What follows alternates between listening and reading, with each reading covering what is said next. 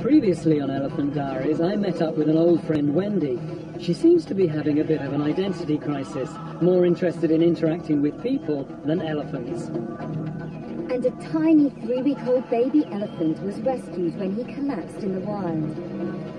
After a few days in the orphanage in Nairobi, Daphne made a devastating discovery. Unfortunately, one eye is blind. The other one looks like it's going blind. So we've got a blind elephant.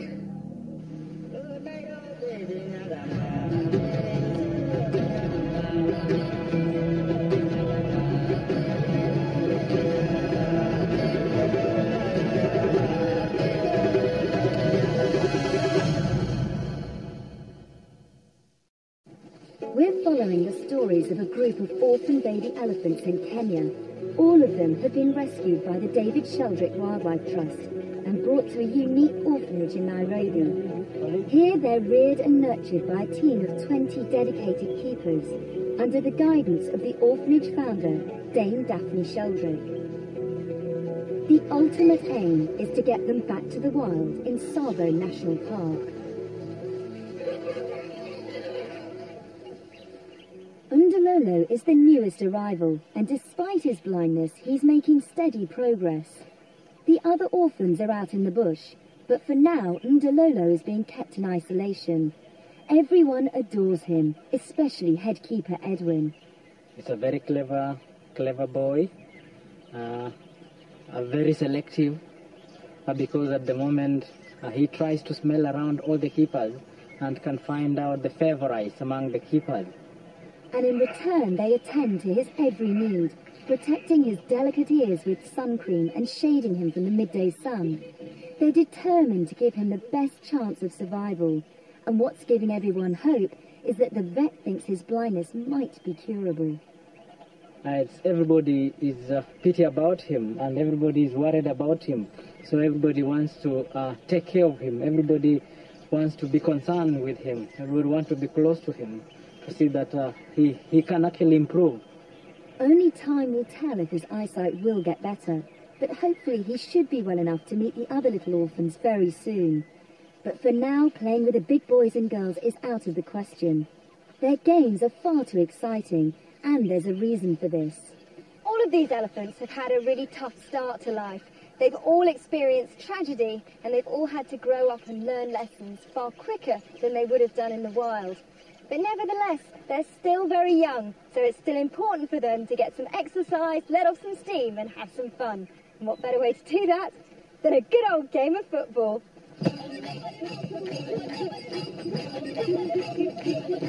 These games are more than just a chance for the orphans to run rings around the keepers. Playing is a great way for this little herd of unrelated babies to bond with each other.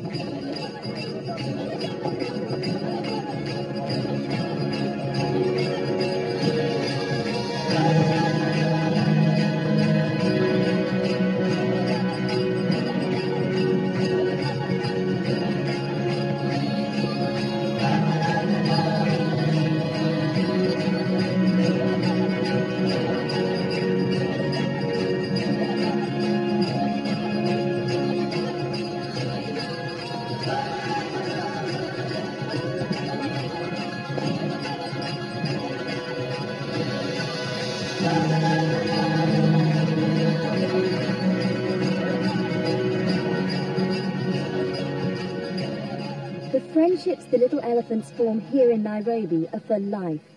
Because when you've lost your family, friends are all you've got. And these bonds will stay with the orphans as they reach the age to leave the nursery and go through to the next stage in their journey back to the wild. And this second stage is the one I'm following down here in Tsavo National Park. I'm on my way to one of the Trust's 2 release sites to catch up with an orphan called Wendy. This is Ithumba, and it has to be one of the wildest places in Kenya. But it's also where the little elephants from Nairobi Orphanage are brought to begin the process of introducing them back into the wild. But not only is it wild, it is stunningly beautiful, and a safe haven for the elephants too. Perfect. Down here, the elephants spend the night in open-air stockades and go out into the bush each day to learn everything they need to know about life in the wild. But my main concern here at the moment is to see how Wendy is getting on. At the age of 4, she should be settled into life with her elephant family and forming close bonds with other females in her herd. But because she was raised by humans from the day she was born, Wendy has other ideas. You can see how Wendy really at the moment is much more interested in people than she is in the other elephants. I mean, she's completely isolated here. That's not what we want. We want her to be an elephant. But at the same time, we are her family. The keepers are her family. We have to play that role for her if it's what she needs. And each of these animals are very distinct characters. Right now, Wendy seems almost lonely at times, as if she doesn't quite know what to do with herself. This is a complex problem and shows how sensitive and intelligent elephants are. But Daphne and the keepers are hoping that they have come up with a solution. Crucially, it's something which will help her bond with other elephants. And it involves some of the little orphans up in Nairobi with Michaela. There are 10 of them living here at the moment, but things are about to change. The nursery is a great place for all these orphans to start their journey back into the wild. However, they all get to an age, around the age of 2, where they need to move on to the next stage of their rehabilitation. Now, currently in this group, there are 3 elephants that are big enough to make that move. So how is this going to help Wendy? When she was in Nairobi, she was the mini matriarch, and this is the key to the whole plan. What they're going to do is, when they move the new group of little elephants from the orphanage in Nairobi up here to Ithumba, they're going to separate them in one part of the stockade, and they're going to put Wendy with them. Now that'll suddenly give her a role again. It'll give her a purpose in life. It'll make her a mini matriarch again. I just hope the plan works. Here in Nairobi, preparations are in full swing for this move, which is due to happen early tomorrow morning. So for the keepers, it's time to say goodbye to the 3 who are leaving. Among them is a little elephant called Orok. He's the smallest and the most nervous of the 3. The move could be pretty stressful for him, and he's really going to need a big friend like Wendy to take care of him. So it's as important for Orok as it is for Wendy that the plan works.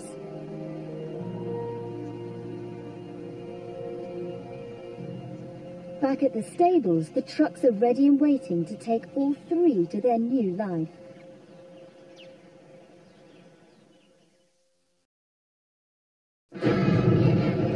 After an early start, the 3 little Ellies from Nairobi are well on their way down to join Wendy and the others here in Ithumba. It's 8 hot hours in a truck driving deep into Tsavo National Park, which will be home for the rest of their lives.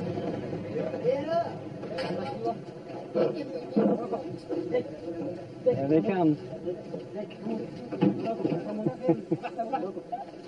They seem none the worse for their ordeal, although I have to say, little Rock does look quite anxious. It must be tough for them. Different voices, different sounds, different smells, a whole different place for them. But the one thing they've got, of course, is the keepers. The keepers are the continuity in this whole project. And wherever they are, Nairobi, Ithumba, they will be very much loved. This one, the littlest one, a rock, you can tell, its whole body language says, I'm nervous, I'm not sure where I am. In 8 hours, you've moved me, you've changed my whole world. Poor little rock, I mean, he looks so scared. He really does need a bigger elephant to take him under her wing. And we're all hoping it's going to be Wendy. Okay, here come the other elephants, and amongst them is Wendy. This could be crucial.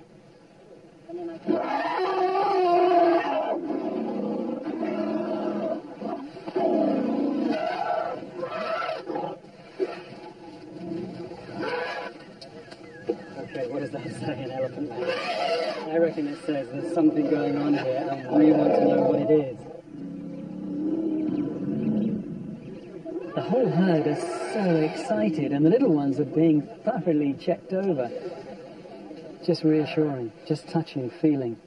Are you okay? Everything's fine, don't worry. You're in a new place, but it's going to be okay. A rock needs some reassurance, so where is Wendy?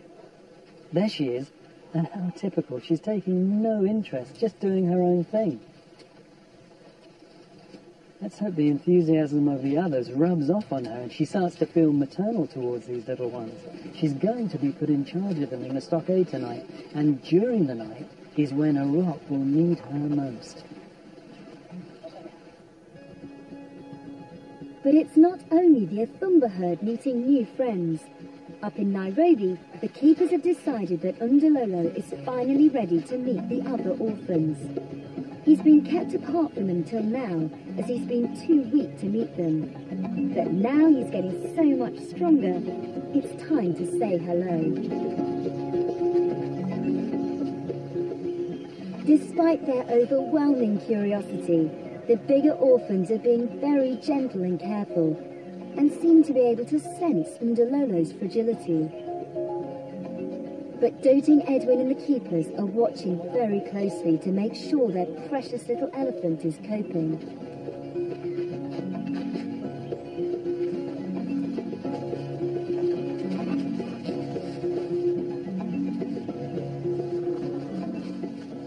The meeting has gone well, but it'll be a long time before Ndololo is ready to join the whole gang for their daily walks out into the bush. And the little elephant is led back to his stable for a much-needed rest.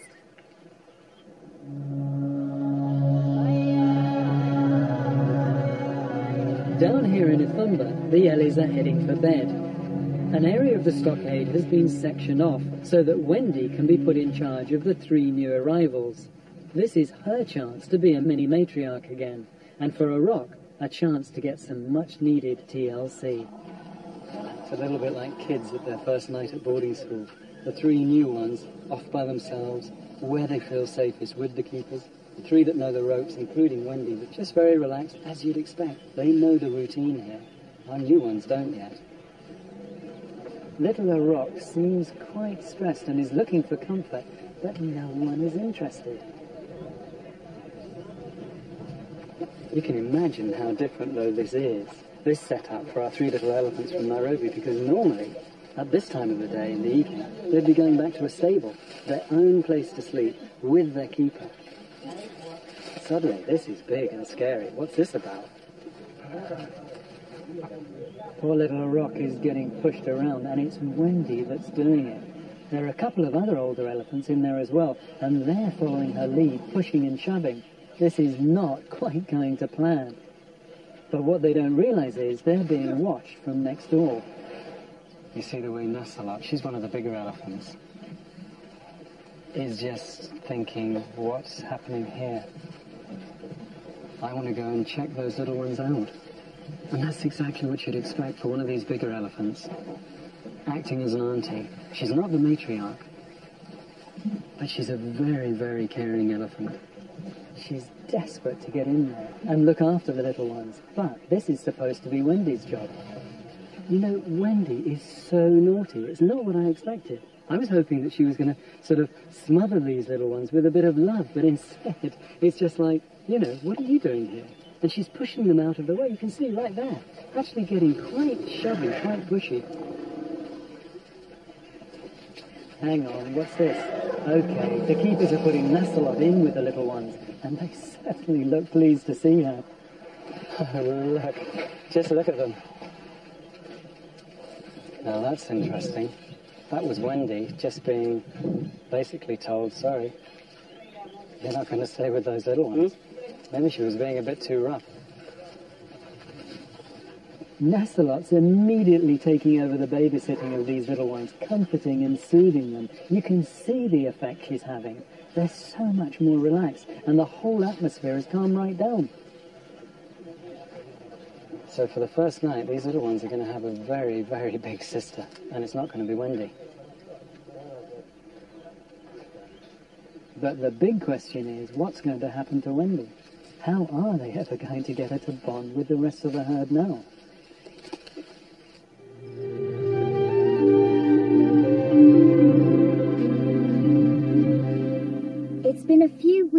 the little blind calf Ndololo arrived in a terrible state at the Nairobi nursery, and he's making really good progress. He goes on daily outings, and the keepers have come up with a simple but effective way to help him cope.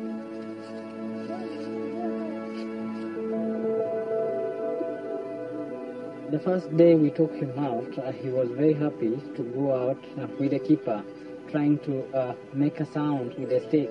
And he actually was following the sound, and the keeper as well. He knew that because he could not see, he could not use his eyes, but he could use that to direct him to show where the keepers are. And he was very happy to spend out the day with the keeper as well. He's got a strong spirit to live. He actually has the desire to go on, despite the fact that he can't see. You see him want to run around the bush and sometimes hit the trees.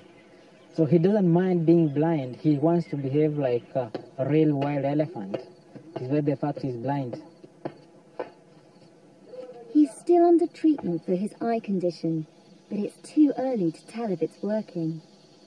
Unfortunately, he's not yet ready to go out with the rest of the orphans. He could never keep up, let alone cope with the rough and tumble of their daily outings.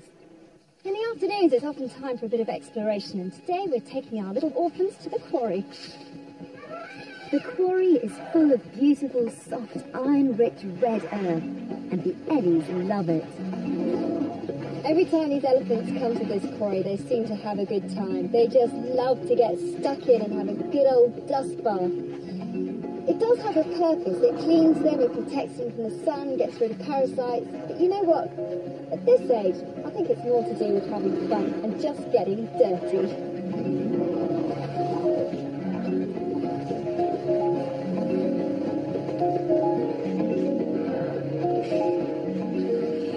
This is actually very fun, this bit here. They seem to be using it as a slide. And once one elephant does it, another comes along and has a go. But McKenna, the smallest elephant here, is only interested in playing with the herd's mini-matriarch Lualani. These two have a very close and loving bond. And it's one of the wonderful things about elephants, the way they form these deep, lifelong friendships with each other.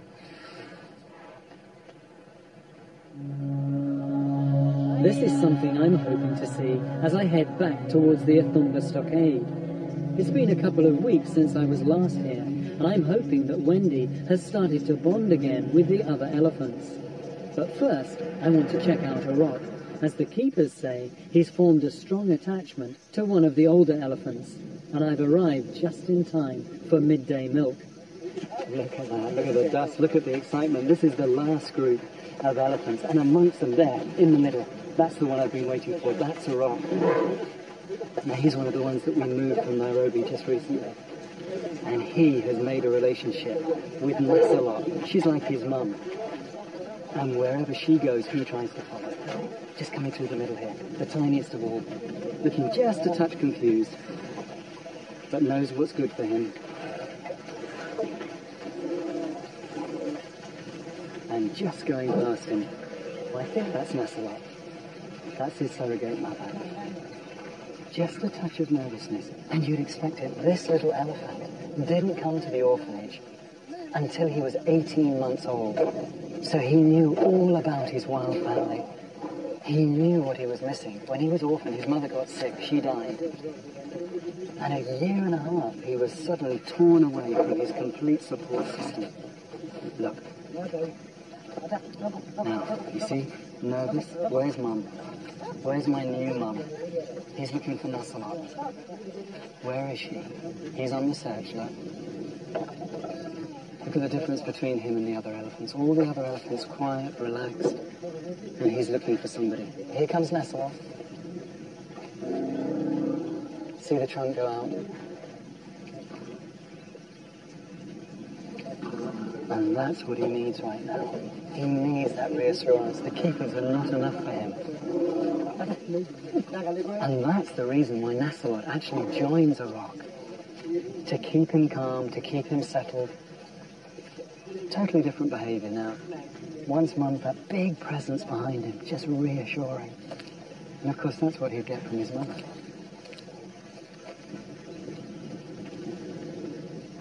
One of the things that I love about elephants, and you can see it happening right here in front of you, is the empathy that they have for one another. These two elephants aren't related. It's not a mother and calf, but you'd never know it, because they really do seem to care. And actually, I think it's essential to a rock, a little elephant, to have that kind of nurturing right now. He needs it, and Nassalot knows it, and she's prepared to give it to him. That's just the most wonderful thing. So, life's looking great for a rock, and the keepers tell me that the other two little Ellies who came up with him have also settled in really well. But what about Wendy? Well, it looks as if things have really turned around for her too. I mean, just look at Wendy. Now, when we brought those 3 little orphans from Nairobi up here to Ithumba, we thought that Wendy perhaps would adopt the role of the matriarch. She would be like a mother to them. Well, it didn't happen. But look at her now. She's beginning to actually move away from that dependence on people and become an elephant, to be part of the herd, just to have fun, just to enjoy herself. Looks as if she's growing up a little bit, but very much now connected with being an elephant, and that's just what we wanted. So what could have prompted Wendy's change of heart? Maybe, with 3 new babies in the herd occupying the keeper's attention, she decided it was time to look to the other elephants for companionship again. We'll never know the answer, but what I can definitely say is that she's back to being her old happy self again. Up in Nairobi, it's a big day for Undulolo. After weeks of treatment, it's time to see if there's been any improvement in his eyesight. The result could decide whether he has any chance of a life back in the wild. Angela Sheldrick, Daphne's daughter, has brought the vet to see him.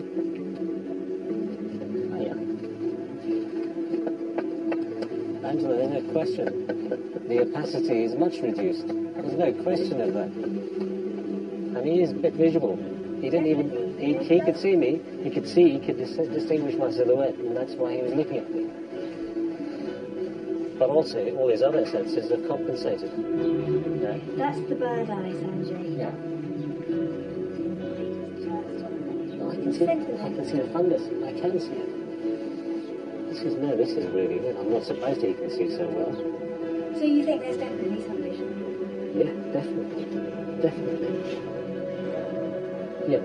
Light and dark in shape. Yeah. Yeah. Exactly. You're going to be alright. Isn't that amazing? It's fantastic news for everyone, especially Undulolo.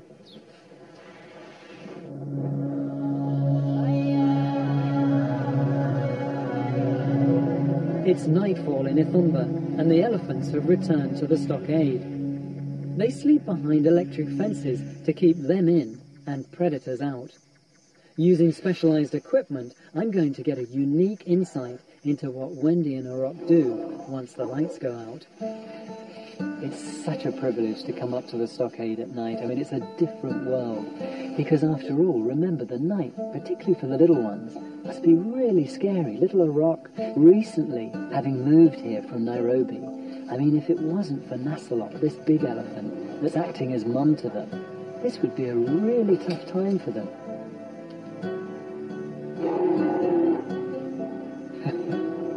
Now, next door to Nassalot and Arok and these elephants, we've got the youngsters, the adolescents. We've got Wendy and her chums. And I mean, they are just like a naughty bunch of school kids. They've been sent to bed, the lights are out, and suddenly it's like, okay, is it safe? Can we just start mucking around? I mean, they're having such fun. You can see that Arok is determined to stay as close as he can, just as he does during the daytime, to Nassalot, to his surrogate mum. And I mean, it must be so comforting for him, because remember, this little elephant, he lost his herd, he lost his mum when he was 18 months old, so he has a real memory of the wild herd. So this must be just heaven for that little elephant. Next door, Wendy's thoroughly enjoying her newfound friendships.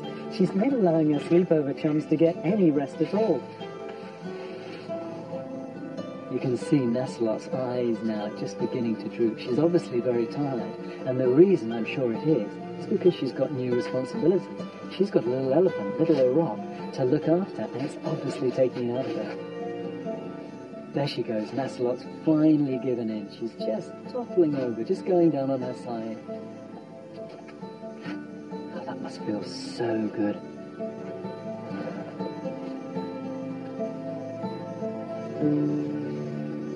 You can see that a rock, I mean, it's just like during the daytime. He wants to be as close as he possibly can to Nasselot. So he's curled up there, I mean, right just between her legs. It's just like a cradle for him. He must feel so contented doing that. That's lovely. The way Wendy and the others now, they've finally had enough. The party's over and they're going to get some sleep. This really proves to me that both Wendy and the rock have found their place in the family. They seem so content.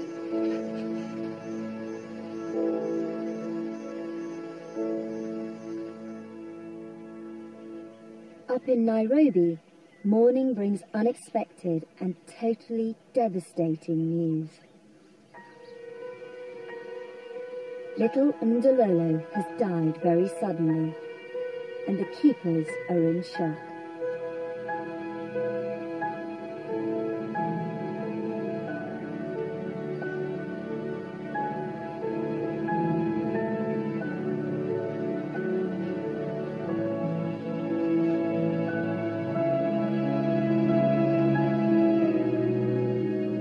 He was fine, eyesight coming back, pretty on weight, lively, feeding well, and then he just suddenly went off his food in the morning and was dead an hour later. So we were all devastated, of course. Tragedy was that we really thought he had a chance, and he did say want to live. We all loved him to bits. It was not to be.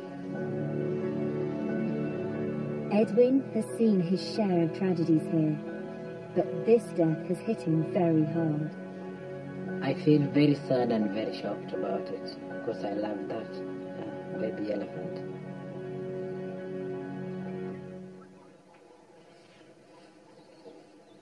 The Trust did absolutely everything they could to save this little calf.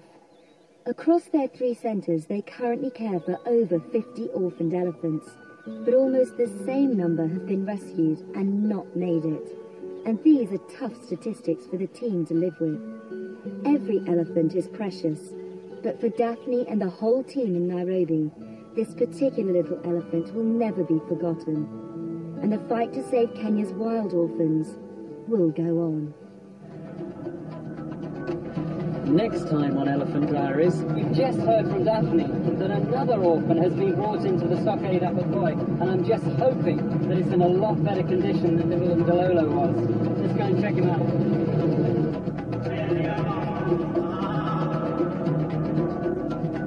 To discover more about elephants and the people who work with them, visit bbc.co.uk/nature.